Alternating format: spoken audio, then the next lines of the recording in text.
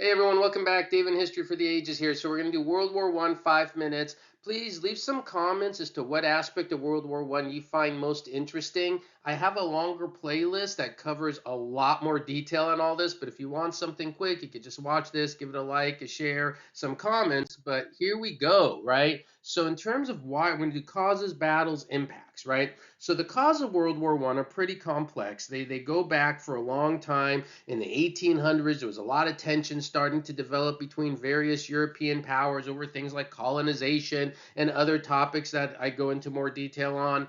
And eventually, what you get are these entangled alliances. And these entangled alliances eventually set off World War One when this young man named Principe assassinates the Archduke of Austria-Hungary, a man named Franz Ferdinand.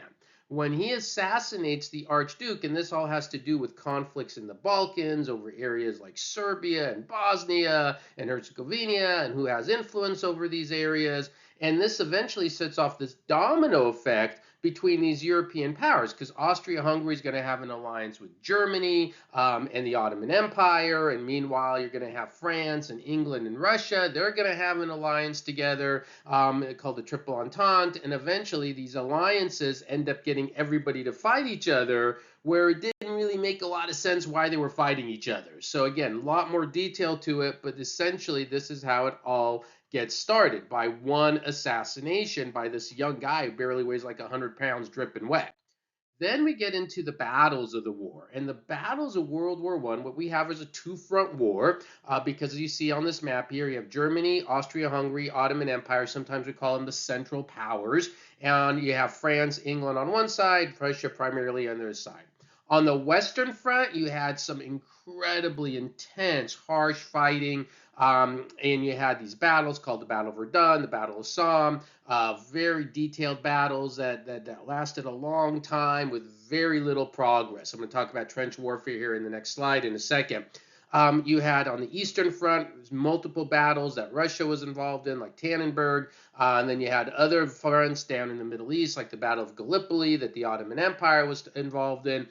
So again, in my longer lectures, I go through a little bit more details on some of these battles. But it was a two-front war, and it was the Western Front that was really nasty in these trenches, right? So one of the most significant elements of World War One were the trench warfare, what we call no man's land. This is an amazing image of an aerial view of the trench, and you could see the two sides. You could see no man's land there in the middle, and there were all these new kind of technologies that were being used. Trench warfare itself was not new. People would use trench warfare before, but it's using these modern technologies that made it so brutal, whether it was machine guns or barbed wire, high power artillery shells, and of course, gas weapons, chemical warfare. And I have an entire video just talking about the trenches in my World War One playlist. So when you go to that playlist, if you don't want to watch the whole thing, you can just go to the trenches and you can watch all that. And I go through a lot of detail on that. Then, of course, the battles are brutal. Millions of people die. That's obviously one of the biggest impact. About 9 million people are killed fighting World War One. But then it has all these other impacts that come during the war, after the war, even a generation later. You have, for example, the Bolshevik Revolution in Russia. Not a surprise that happens right at the tail end of World War One, because Russia was so devastated by the war. You're going to get the Treaty of Versailles, which completely redraws the map of Europe. You see countries like Austria-Hungary get fragmented. The Ottoman Empire is gone as a result of World War One. Germany has to lose some territory as a result of World War One.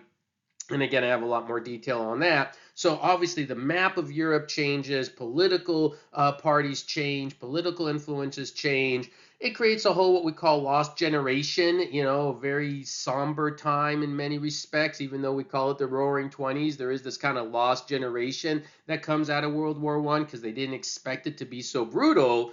And perhaps the most important impact of World War One, it does set the groundwork for World War Two. Because years later, when Hitler was rising to power, World War One was so brutal that many people chose to appease Hitler as opposed to standing up to him. And so there's, of course, a lot more detail on all of these things. But if you want something really quick on World War One, there you go. I encourage you to watch my entire playlist to really get a full sense of it. But there's World War One for you in 5 minutes. All right, everyone. Thank you for watching. Please share, like, leave comments. Everyone have a great day.